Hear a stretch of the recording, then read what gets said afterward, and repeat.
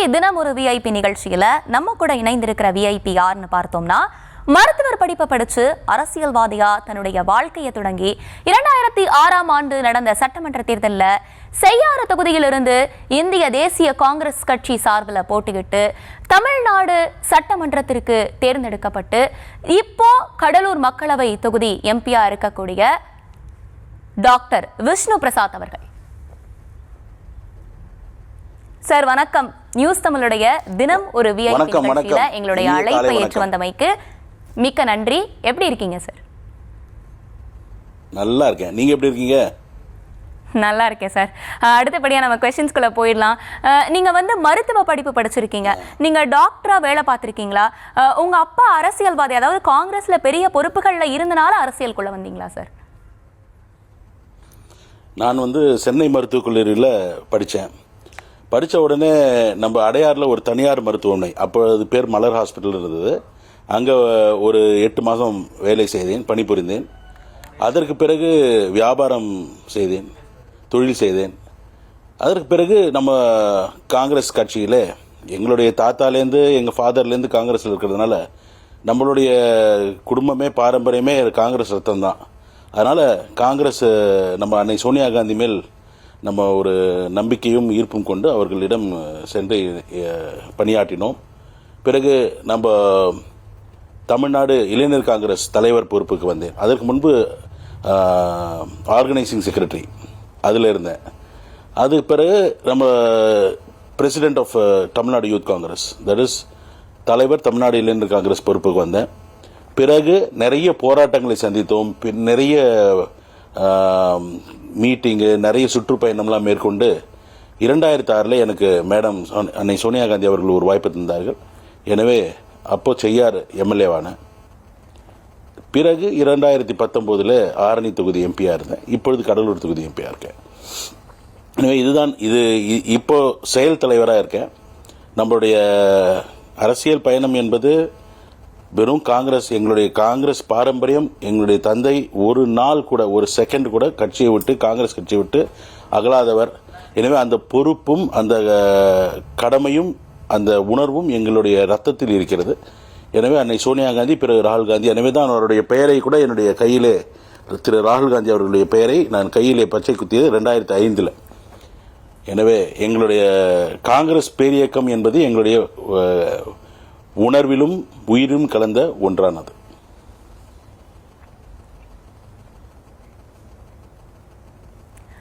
உங்க மைத்துனர் டாக்டர் அன்புமணியும் நீங்களும் சந்திக்கிறது உண்டா? சந்திக்கிறப்போ அரசியல் பத்தி பேசுவீங்களா இல்ல தவிர்த்துருவீங்களா சார்? அன்புமணி நான் மைத்துனர் ஆவதற்கு முன்பே என்னுடைய கல்லூரி, நான் அவரும் சென்னை மருத்துவக் கல்லூரி தான், நானும் சென்னை மருத்துவக் கல்லூரி. 3 வருஷம் எனக்கும் அவருக்கும் டிஃபரன்ஸ். அவர் எனக்கு சீனியர். அவர் அப்பொழுதிலிருந்து பழக்கம் உண்டு. பிறகு இப்போ சந்திக்கிறேன். இப்போ குடும்ப நிகழ்ச்சிகளில் கண்டிப்பாக சந்திப்போம், பேசிக்குவோம், மகிழ்ச்சியாக இருப்போம். ஒருவர் நலம் விசாரிப்பு கூட, ஒருத்தர் மேலே ஒருத்தர் பாசமாக தான் இருப்போம்.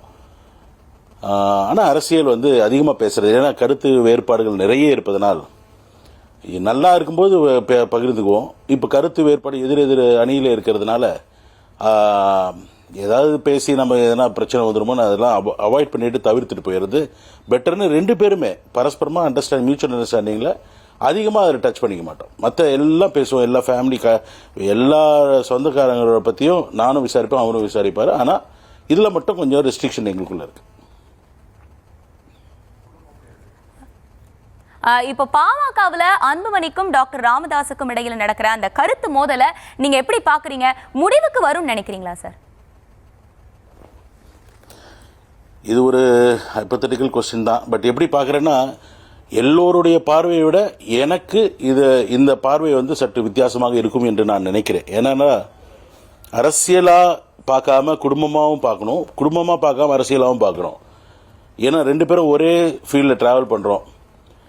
இது நடக்கக்கூடாத ஒன்று தான். இவர்கள் தந்தை மகனுக்கு எந்த காலத்திலும், நீங்கள் இதிகாசத்தில் பார்த்தாலும்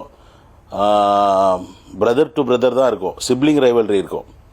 ஆனால் ஒரு மிகப்பெரிய இமாலய மலையே நாம் எதிர்கொள்ளலாமே தவிர, நம்மை பெற்று ஈண்டெடுத்து வளர்த்த தந்தையை எதிர்கொள்வது, எதிர்ப்பது என்பது சாதாரண விஷயம் இல்லை, அது ரொம்ப கஷ்டமாக கடினமான விஷயம். எப்படி தான் அன்புமணி அதை செய்கிறாருன்னு தெரியல. அதே சமயம் பெத்த மகனை வந்து இவ்வளோ மன வேறுபாடுகளோடு பார்ப்பது என்பது அவருக்கும் கஷ்டம்தான். 2 பேரும் மிகப்பெரிய மனப்போராட்டத்தில் இருக்காங்க. இது பார்க்கவே ரொம்ப மன வருத்தமாக இருக்குது. ஏனென்றால் அவர்கள் எல்லாம் சந்தோஷமாக இருந்த காலங்களெல்லாம் நாங்கள்லாம் பார்த்துருக்கோம், கிட்ட இருந்தும் பார்த்துருக்கோம், தூரத்திலிருந்தும் பார்த்துருக்கோம். எனவே அதை பார்ப்பதற்கு இதெல்லாம் தவிர்க்கப்பட வேண்டியவைகள். ஆனால் யாருக்குமே வந்துடக்கூடாது, இந்த மாதிரி ஒரு நிலைமை யாருக்கும் வரக்கூடாது என்பது தான் நான் நினைக்கிறேன். ரொம்ப கஷ்டம். வித்தின் ரிலேட்டிவ்ஸ் இருக்கும், வித்தின் உறவினர்களோடு நிறைய பிரச்சனைகள் வர வாய்ப்புகள் இருக்குது. ஆனால் மகன் தந்தைக்கும் தந்தை மகனுக்கும் இருப்பது என்பது எனக்கு தெரிஞ்சு எதுலேயுமே இல்லை. எவ்வளோ பெரிய துரோணராக இருந்தாலும் துரியோதனனாக இருந்தாலும் அவங்க ஃபாதர் திருதராஷ்டிரன் வந்து சப்போர்ட் பண்ணார். அதே வயசு வருஷா இவர் நம்ம இந்திரஜித் வந்து ராவணனுக்கு சப்போர்ட் பண்ணார். அதாவது மிகப்பெரிய ஒரு நெகட்டிவ் கேரக்டராக இருந்தாலே இவங்க 2 பேருமே நல்ல ப்ளசன்ட் கேரக்டர்ஸ். இவங்களுக்குள்ள இவ்வளோ பெரிய டிஃப்ரெண்ட் ஆஃப் ஒப்பீனியன் வர்றது வந்து நம்ம ஏற்றுக்கொள்ள முடியாது, கஷ்டமாக இருக்குது. அது வந்து கூடிய விரைவில் அது முடிவுக்கு வரணும்னு நான் நினைக்கிறேன். ஆனால் அதுக்கு மேலே எங்களுடைய ரோல் அதில் ரொம்ப ஒன்றுமே இல்லை. அதனால் அவர்கள் தான் அதற்கு ஒரு முடிவு கட்ட வேண்டும். அடுத்தபடியா வந்து இந்த வாக்கு திருட்டு விவகாரத்துல ராகுல் காந்தி தனி ஒருத்தரா போராடுற மாதிரி தெரியுது.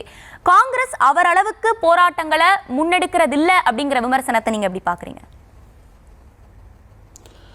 அதாவது ஒன் வாய்ஸ் ஒன் மேன்னுவாங்க. ராகுல் காந்தி அவர்கள் என்ன குரல் கொடுக்கிறாரோ அதற்கு மேட்ச் பண்ணுறதுக்கு இன்றைக்கி எங்களுக்கு தெரிஞ்சு யாரும் இல்லை. அந்த மாதிரி ஒரு லீடர்ஷிப் வந்து நீங்கள் பார்க்குறது அறிந்து நியாயமாக இருப்பார். மேபி அவர் மற்றவங்கள மாதிரி ரொம்ப பேசி கவர்ந்து எதிர்கட்சியில் இருக்கிற தலைவர்கள்லாம் நல்ல மக்களை கவர்ந்து அவர்கள் ஏமாற்றுகிறார்கள் என்பதை மெதுவாக தான் உணரக்கூடியவர். ஆனால் ராகுல் காந்தி அவருக்கு தெரியாது. உண்மையாக இருப்பார், நேர்மையாக இருப்பார், அதனால் எந்தவித விளைவுகளையும் சந்திக்க தயாராக இருப்பார். அப்படிப்பட்ட ஒரு தலைவர் அஃப்கோர்ஸ் இந்த ஓட் சோரி, அதாவது வாக்கு திருட்டு என்பது மிகப்பெரிய ஒரு அநீதி. மக்களுக்கு தன்னுடைய வாக்குரிமை அவர்களிடமிருந்து பறிக்கின்றது தான் அடிப்படை. மூச்சு நம்ம எப்படி மூச்சு காற்றை எடுக்கிறோமோ அது மாதிரி வாக்குரிமை எடுப்பது என்பது ஜனநாயக நாட்டில் அட்டோக்ரஸி இல்லை மொனார்கியில் வரலாம். அதாவது ராஜா காலத்திலேயோ இல்லை அரசாங்க ஆட்சி காலத்திலேயோ இல்லை ஆங்கிலேயர் ஆட்சி காலத்திலேயோ இதுக்கு வந்து வாக்கு உரிமை யாருக்கும் கிடையாது. ஆனால் வாக்குரிமை நம்மளுடைய இண்டிபெண்டன்ஸ் ஆஃப்டர் இண்டிபெண்டன்ஸ் ஒரு டெமோக்ரஸி ஜனநாயக நாட்டில் ஒரு மனிதனுக்கு தனி மனிதனுக்கு இன்னொரு சக மனிதனுக்கு சமமாக இருப்பது என்பது வாக்குச்சீட்டு தான். அவர் போட்டாலும் ஒரு வாக்கு தான், கோடீஸ்வரன் போட்டாலும் ஒரு வாக்கு தான், சாதாரண மக்கள் போட்டாலும் ஒரு வாக்கு தான். அந்த வாக்குக்கு அந்த வாக்குரிமை எடுக்கின்றது என்பது மிகப்பெரிய அநீதி. இதை வந்து அவருக்கு எங்களுடைய தலைவர் தான் முதல்ல கண்டுபிடிச்சு குரல் கொடுக்குறாரு. ஆனால் அவருக்கு யாருமே மேட்ச் கிடையாது. அப்படின்னும் போது நாங்களும் அவர் சொன்னால் எடுக்கும், நாங்கள் சொன்னால் எடுக்காது. இருந்தாலும் எங்களுடைய சக்திக்கு எங்களுடைய தமிழக காங்கிரஸுடைய தலைவருடைய தலைமையில் இங்கே நாங்கள் அத்தனை கையெழுத்து இயக்கம், போராட்டம், நம்ம பப்ளிக் மீட்டிங்லாம் சொல்லியிருக்காங்க. 1 மாத காலமாக நாங்கள் அதை செய்து கொண்டிருக்கிறோம். எனவே அவருக்கு நிகர் யாரும் இல்லை. அவருடைய சவுண்டுக்கு ஈக்குவலாக எங்களால் பண்ண முடியாது. இருந்தாலும் எங்களுடைய சக்திக்கு நாங்கள் ஒன்றிணைந்து கூடி தேர்த்தாதான் தேரே நகரும் என்று சொல்வார்கள். எனவே நாங்கள் அத்தனை பேரும் ஒன்றிணைந்து அவருக்கு நாங்கள் பக்கபலமாக செயல்பட்டு கொண்டிருக்கிறோம் என்பதை இந்த நேரத்திலே பதிவு செய்ய கடமைப்பட்டிருக்கிறேன். இப்ப கூட்டணி ஆட்சி கோரிக்கையை தமிழ்நாடு காங்கிரஸ் வைக்க துவங்கி இருக்கு. இதுல உங்க நிலைப்பாடு என்ன? ஆட்சியில பங்கு கொடுக்க திமுக சம்மதிக்கும் அப்படின்னு நீங்க நினைக்கிறீங்களா? அதாவது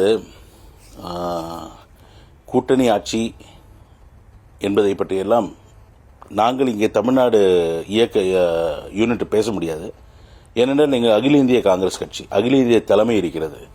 அவர்கள்தான் இதை ஆலோசித்து சாதக பாதகங்கள், கட்சியின் வளர்ச்சி எது நல்லா இருக்கும் என்பதை பற்றியெல்லாம் அவர்கள் என்றால் நம்மளுடைய பயணம் என்பது நெடுந்தூர பயணம். இன்னும் எதிர்ப்பது என்பது மோடி.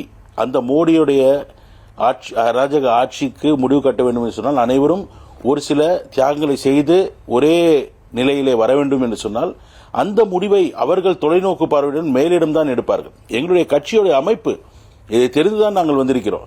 எனவே அதையெல்லாம் உணர்ந்து பொறுப்புணர்வோடு நாங்கள் செயல்படுவோம். எனவே இந்த கோரிக்கை என்பதை பற்றியெல்லாம் எங்களுடைய மேலிடம்தான் முடிவு செய்யும்.